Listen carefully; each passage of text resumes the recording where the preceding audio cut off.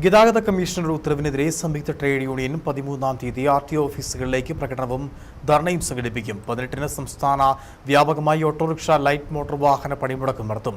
17-ന് എല്ലാ ജില്ലാ കേന്ദ്രങ്ങളിലും പന്തംകൊളുത്തി പ്രകടനവും നടത്തുമെന്ന് നേതാക്കൾ അറിയിച്ചു. മീറ്റർ പ്രവർത്തിപ്പിക്കാത്ത ഓട്ടോറിക്ഷകളിൽ സൗജന്യ യാത്ര സ്റ്റിക്കർ പതിക്കണമെന്ന ഗതാഗത കമ്മീഷണറുടെ ഉത്തരവ് പിൻവലിക്കണമെന്ന് ആവശ്യപ്പെട്ടാണ് സംയുക്ത ട്രേഡ് യൂണിയൻ സമരത്തിലേക്ക് കടക്കുന്നത്. 13-ന് ഇടുക്കി RTO ഓഫീസിലേക്കും അടിമാലി, തൊടുപുഴ, പീരുമേട്, നെടുങ്കണ്ടം ജോയിന്റ് RTO ഓഫീസിലേക്കും യൂണിയൻ പ്രകടനവും ധർണയും നടത്തും.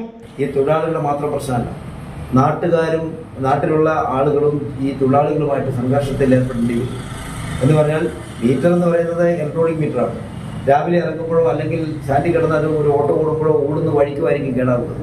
അങ്ങനെ കേടാകുമ്പോൾ ഇരിക്കുന്ന യാത്രക്കാരൻ അത് മനസ്സിലാക്കിയാൽ അപ്പം തന്നെ അവർ പറയും മീറ്റർ കേടായി, ഇനിയിപ്പം സൗജന്യ യാത്ര സ്റ്റിക്കർ ഒട്ടിച്ച് വെച്ചിരിക്കാണല്ലോ, ആ സൗജന്യ യാത്ര തുടരണമെന്നാണ് പറയുന്നത്. അങ്ങനെ 18-ന് സംസ്ഥാന വ്യാപകമായി ഓട്ടോറിക്ഷ, ലൈറ്റ് മോട്ടോർ വാഹന പണിമുടക്ക് നടത്തും. 17-ന് എല്ലാ ജില്ലാ കേന്ദ്രങ്ങളിലും പന്തംകൊളുത്തി പ്രകടനവും നടത്തും. ഒരു കാരണവശാലും ഈ മീറ്റർ പ്രവർത്തിച്ചിട്ടില്ലെങ്കിൽ പ്രവർത്തിക്കുകയും സൗജന്യമായി യാത്ര ചെയ്യാമെന്ന് സ്റ്റിക്കർ പതിപ്പിച്ചുകൊണ്ട് കേരളത്തിൽ ഒരിടത്തും ഒരു സ്ഥലത്തും ഓടുവാൻ സാധിക്കുന്ന കാര്യമല്ല. ഇത് അങ്ങേയറ്റം നിയമവിരുദ്ധമായിട്ടുള്ള കാര്യമാണ്. ഇതിനെ ശക്തമായിട്ട് ഒറ്റക്കെട്ടായിട്ട് നിന്ന് പ്രതിഷേധിക്കുവാനാണ് ഞങ്ങളുടെ എല്ലാവരുടെയും തീരുമാനം.